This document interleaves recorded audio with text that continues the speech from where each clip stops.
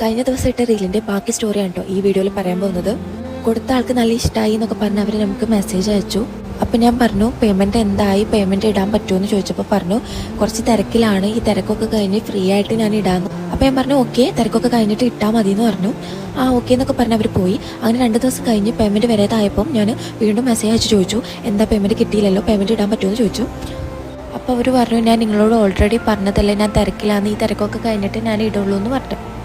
അപ്പോൾ ഞങ്ങൾ വിചാരിച്ചു ആ ഓക്കെ എന്നാൽ തിരക്കിലായിരിക്കും, ഇതൊക്കെ കഴിഞ്ഞിട്ട് ഇട്ടോളൂ എന്ന് വിചാരിച്ചു. അങ്ങനെ പിന്നെ നമ്മൾ മെസ്സേജൊക്കെ സീൻ ചെയ്യും, പക്ഷേ ഒരു റിപ്ലൈ ഇല്ല, കോള് എടുക്കില്ല.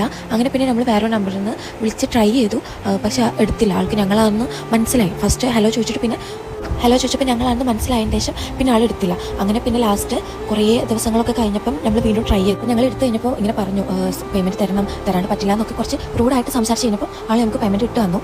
സാധനമൊക്കെ കയ്യിൽ കിട്ടി ഒരു 1 മന്ത് കഴിഞ്ഞിട്ടാട്ടോ ആൾ പേയ്മെൻറ്റ് ചെയ്തത്. അപ്പം